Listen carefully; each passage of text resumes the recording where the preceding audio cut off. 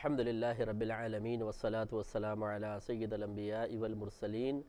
اما بعد فاعوذ باللہ من الشیطان الرجیم بسم اللہ الرحمن الرحیم۔ الحمدللہ آپ الہادی پروگرام میں حضرت موسیٰ علیہ السلام کے اس مشہور واقعے پر درس قرآن سن رہے ہیں کہ جو مشہور واقعہ آپ نے پہلے بھی بارہا سنا ہوگا اور اللہ تعالیٰ نے بڑی شرح و بسط کے ساتھ قرآن عظیم میں ذکر فرمایا ہے۔ اس میں حضرت موسیٰ علیہ السلام خضر علیہ السلام سے ملتے ہیں اور ان سے اللہ تعالیٰ کے حکم سے عرض کرتے ہیں کہ اور فرماتے ہیں، ویسے دونوں نبی ہیں، فرماتے ہیں کہ آپ مجھے وہ علم سکھائیں جو اللہ تبارک و تعالیٰ نے آپ کو سکھایا ہے۔ خضر علیہ السلام کے پاس جو علم تھا وہ چیزوں کی حکمتوں کا علم تھا کہ اللہ تبارک و تعالیٰ کے مختلف جو افعال ظہور پذیر ہوتے ہیں ان کے پیچھے بہت ساری حکمت کار فرما ہوتی ہیں اور ہم ان کو عموماً جانتے نہیں ہیں، اور اسی حکمت کو نہ جاننے کی بنا پر نقصان یہ ہوتا ہے کہ ہماری زبان سے کلمہ شکوہ و شکایت بیدار ہوتے ہیں۔ آپ دونوں ساتھ چلے، حضرت خضر علیہ السلام نے آپ کی اس ریکویسٹ کو قبول کیا اور دونوں ساتھ چلے، اور تین طرح کے واقعات ہوئے۔ ایک کشتی والا واقعہ، اس پہ ہم کلام کر چکے ہیں، اور دوسرا واقعہ چل رہا تھا جس میں خضر علیہ السلام نے ایک بچے کو قتل کر دیا تھا۔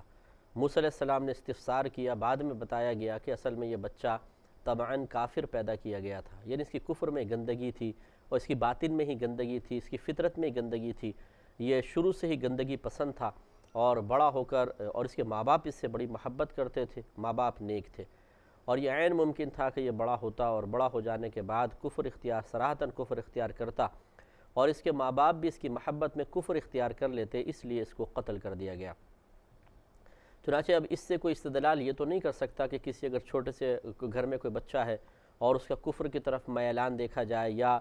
گناہوں کی طرف میلان دیکھا جائے، اور ہم یہ کہیں کہ جی چونکہ قرآن عظیم میں بھی ہے کہ وہ بچہ شاید بڑا ہو کے اپنے ماں باپ کو کفر میں مبتلا کر دیتا، تو ہو سکتا ہے یہ بچہ بھی کر دے تو اس لیے اس کو قتل کر دو، تو یہ معاذ اللہ ہمیں اس کی اجازت نہیں ہے۔ یہ تو ایک اللہ تبارک و تعالیٰ کی طرف سے خضر علیہ السلام ایک نبی کو حکم دیا گیا تھا،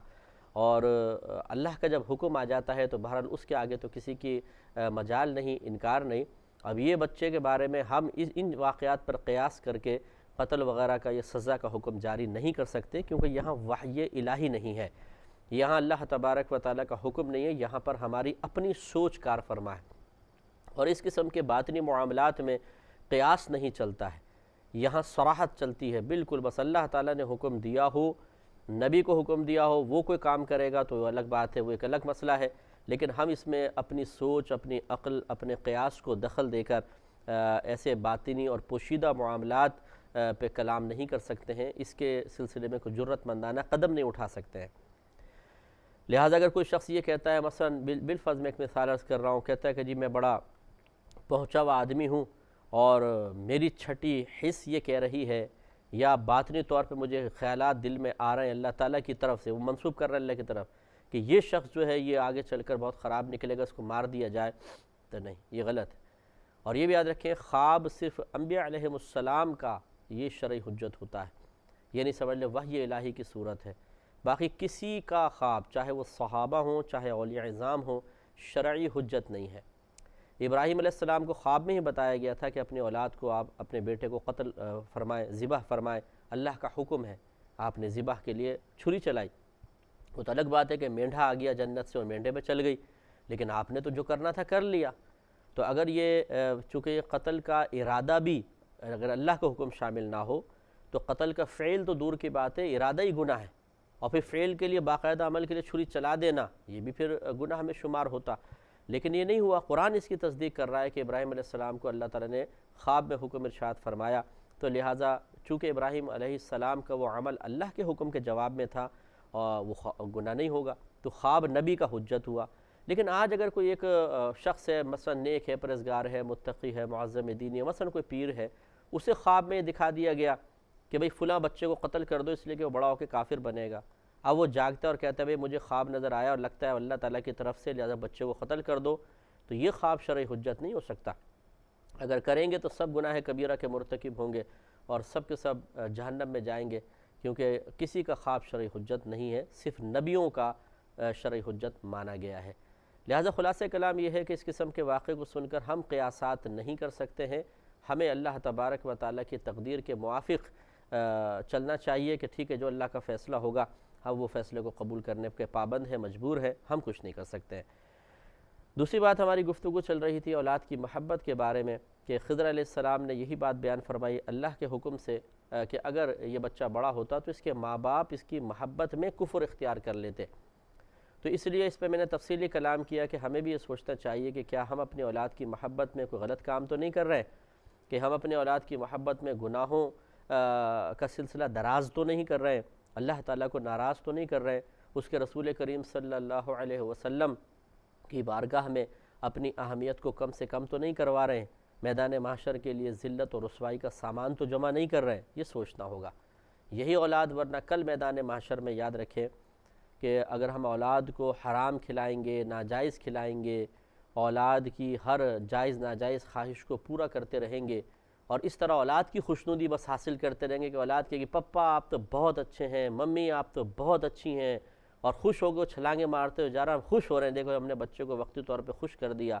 کل یہی بچہ میدان محشر میں ہم پہ لعنت ملامت کر رہا ہوگا۔ یہ حدیث میں آیا ہے کہ ایک باپ نے اپنے گھر والوں کو حرام کھلایا ہوگا تو اللہ تبارک و تعالیٰ اس شخص کو بھی اور اس کے بیوی بچوں کو بھی کھڑا کرے گا میدان معاشر میں، تو اس کے بیوی بچے دعویٰ دائر کر دیں گے کہ اللہ تعالیٰ یہ شخص ہمیں حرام کھلاتا تھا اور اس نے ہماری دینی تربیت نہیں کی، آج تو اس کی گرفت فرما، تو اللہ تبارک و تعالیٰ اس کی گرفت فرمائے گا اور ان بچوں بیوی بچوں کی نیکیاں نکال کے اس کے نام اعمال میں ڈالی جائیں گی، گناہ نکال کے اس کے نام اعمال میں ڈالی جائیں گے اور اس کی نیکیاں ان کو دی جائیں گی، اور نبی کریم صلی اللہ علیہ وسلم فرماتے ہیں کہ پھر اس شخص کو جہنم میں ڈال دیا جائے گا،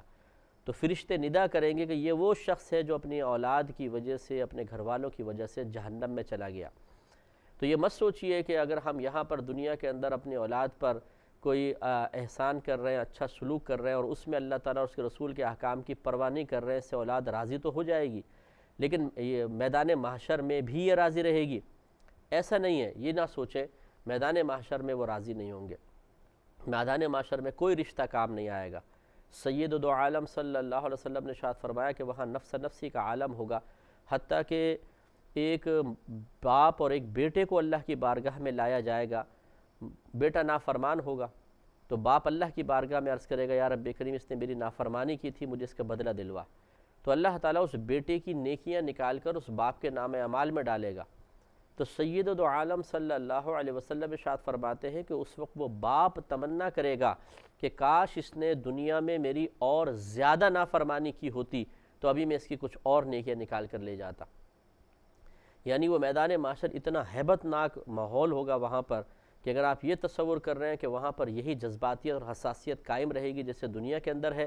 ایسا نہیں ہوگا۔ ہاں جس کو اللہ تعالیٰ رکھنا چاہے، بہرحال جو اللہ کے لیے پوری زندگی گزارتے ہیں، اللہ کے لیے آپس میں محبتیں رکھتے ہیں، وہ عرش کے سائے کے اندر ہوں گے، ان کے وہی جذبات، وہی فیلنگز، وہی احساسات ہوں گے، لیکن یہ میں عام بات عرض کر رہا ہوں جو عام لوگ ہوں گے جس کی جو بل یوں سمجھ لیں جیسے آٹا اور نمک ہوتا ہے، تو جو اللہ تعالیٰ کی رضا کی خاطر رہنے والے ہیں وہ نمک کے برابر ہیں اور آٹے کے برابر جو ہیں وہ لوگ ہوں گے کہ جو اسی قسم کے معاملات میں ہیں کہ نہ اللہ کی پرواہ، نہ رسول کی پرواہ، نہ دین پہ چلنے کا کوئی شعور، اور انہوں نے اپنی اولاد کے لیے اس طرح کی ناجائز قربانیاں دینے کی کوشش کی ہوگی، وہ میدان محشر میں اپنی اولاد کو بالکل اجنبی پائیں گے، جیسے ایک اجنبی نگاہ دیکھ کر، چہرہ دیکھ کر نگاہ پھیر لیتا ہے، اس طرح ہوگا۔ سرکار فرماتے ہیں کہ وہاں ایک دوسرے کو پہچاننا چھوڑ دیں گے لوگ۔ ایک شوہر ہوگا وہ اپنی بیوی سے کہے گا کہ مجھے آج ایک نیکی کی ضرورت ہے، تو مجھے ایک نیکی دے دو، صرف ایک نیکی۔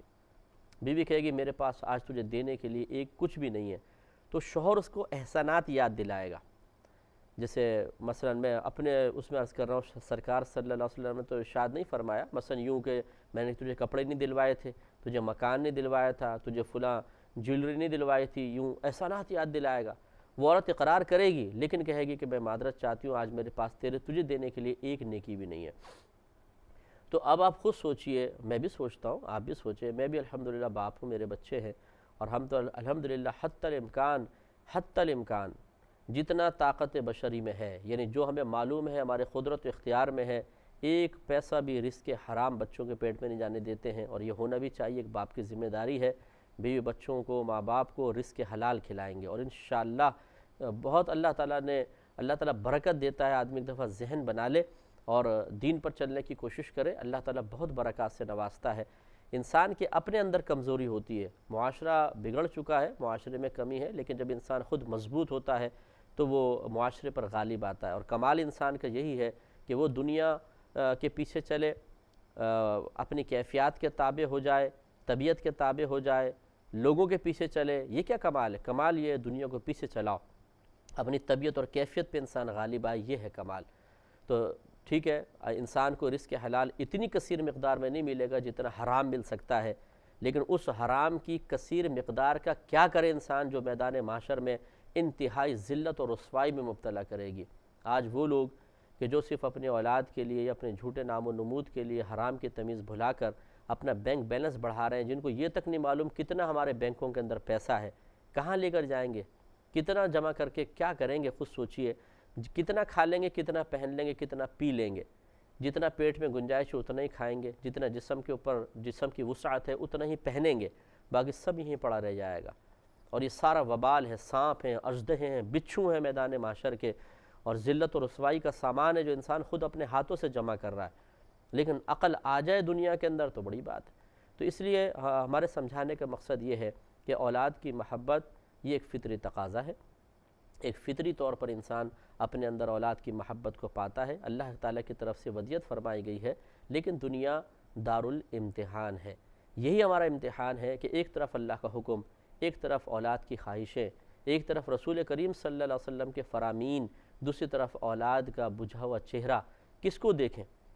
تو صحابہ کرام علیہم رضوان کی مثالیں آپ کے سامنے ہیں۔ ایسے تو نہیں اللہ تعالیٰ نے ان کے لیے فرما دیا رضی اللہ عنہم ورضوا عنہ، اللہ تعالیٰ ان سے راضی ہو گیا، وہ اللہ سے راضی ہو گئے۔ واقعی وہ نفوس قدسیہ اسی قابل تھے۔ ہم جیسے ہوتے تو پتہ نہیں کیا کرتے۔ ان نفوس قدسیہ نے اپنا سب کچھ قربان کیا۔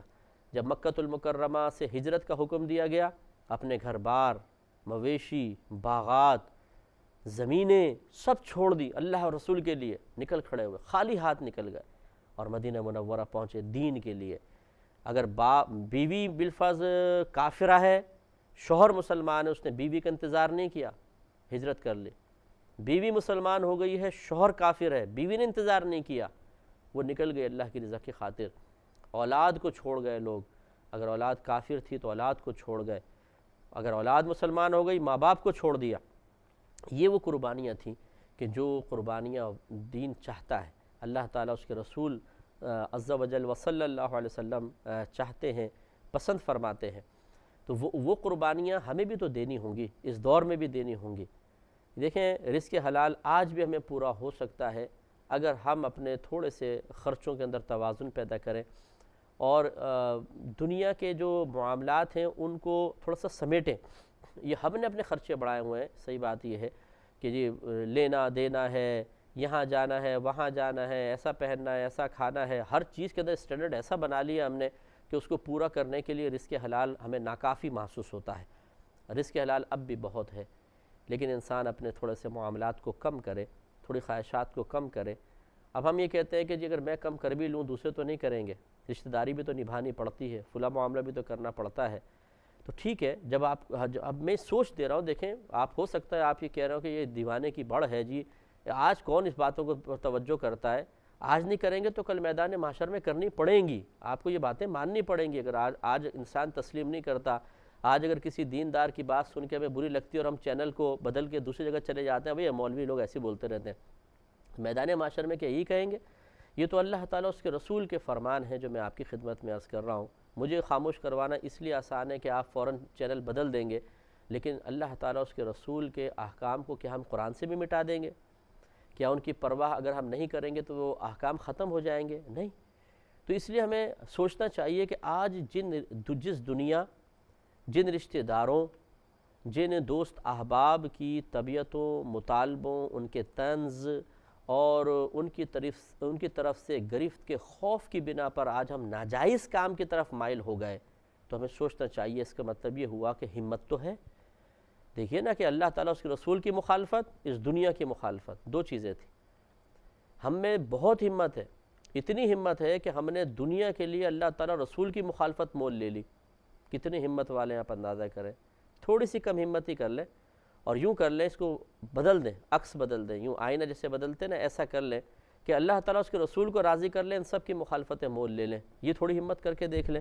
دونوں ہمتوں میں سے ایک تو کرنی پڑے گی۔ تو جب اس چیز کی ہمت ہے کہ اللہ تعالیٰ رسول کی مخالفت، ان کے عذاب کو برداشت کرنے کے لیے انسان ذہنی طور پر تیار ہو جائے، بس دنیا راضی ہو جائے، لوگ راضی ہو جائیں، جب اس چیز کی ہمت ہے تو اس چیز کی ہمت کیوں نہیں ہے کہ اللہ تعالیٰ اور رسول مجھ سے راضی ہو جائیں، چاہے سارے لوگ ناراض ہو جائیں۔